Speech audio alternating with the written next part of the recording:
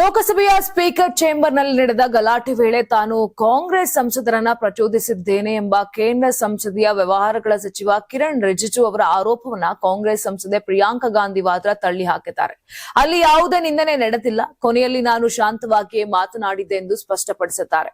ನಾವು ಯಾರನ್ನು ನಿಂದಿಸಿಲ್ಲ, ಎರಡು ಸಂಸದರು ಆಕ್ರೋಶಗೊಂಡಿದ್ದರು, ನಾನು ಅವರನ್ನ ಪ್ರೋತ್ಸಾಹಿಸುತ್ತಿದ್ದೆ ಎಂದು ಅವರು ಹೇಳಿದ್ದು ಶುದ್ಧ ಸುಳ್ಳು, ನಾನು ಸುಮ್ಮನೆ ಕುಳಿತಿದ್ದೆ ಅಂತ ಹೇಳಿದ್ರು. ಇದೇ ವೇಳೆ ಭಾರತ ಅಮೆರಿಕ ವ್ಯಾಪಾರ ಒಪ್ಪಂದದ ಬಗ್ಗೆಯೂ ಪ್ರಿಯಾಂಕಾ ಗಾಂಧಿ ಕೇಂದ್ರ ಸರ್ಕಾರವನ್ನ ತರಾಟೆಗೆ ತೆಗೆದುಕೊಂಡರು. ಈ ಒಪ್ಪಂದದಿಂದ ರೈತರಿಗೆ ಭಾರಿ ನಷ್ಟವಾಗಲಿದೆ. ಅವರು ಸಹಿ ಹಾಕಿರುವ ವ್ಯಾಪಾರ ಒಪ್ಪಂದ ರೈತರಿಗೆ ದೊಡ್ಡ ನಷ್ಟವನ್ನ ಉಂಟು ಮಾಡಲಿದೆ. ಇಂದು ಇಡೀ ಕಾರ್ಮಿಕ ಸಂಘಟನೆಗಳು ಮುಷ್ಕರ ನಡೆಸುತ್ತಿವೆ, ನಾವು ಅವರನ್ನ ಬೆಂಬಲಿಸುತ್ತಿದ್ದೇವೆ. ಇನ್ನು ರಾಹುಲ್ ಗಾಂಧಿಗೆ ಹಕ್ಕುಚ್ಯುತಿ ನೋಟಿಸ್ ನೀಡುವ ವಿಚಾರಕ್ಕೂ ಪ್ರಿಯಾಂಕಾ ಗಾಂಧಿ ಗುಡುಕಿದ್ದಾರೆ. ಇಂತಹ ನಡೆಗಳಿಂದ ರಾಹುಲ್ ಅವರನ್ನ ತಡೆಯಲು ಸಾಧ್ಯವಿಲ್ಲ. ಅವರು ರಾಹುಲ್ ಗಾಂಧಿ ವಿರುದ್ಧ ಎಫ್ಐಆರ್ ಕೇಸ್ಗಳು ಮತ್ತು ಏನೇನೋ ಮಾಡ್ತಾರೆ, ಆದರೆ ಯಾವುದು ಅವರ ಮೇಲೆ ಪರಿಣಾಮ ಬೀರುವುದಿಲ್ಲ ಅಂತ ಕುಟುಕಿದ್ದಾರೆ. ಯಾರಾಗ್ತಾರೆ ಎಂಎಲ್ಎ ಅಭ್ಯರ್ಥಿ 2028 ಶೀಘ್ರದಲ್ಲೇ.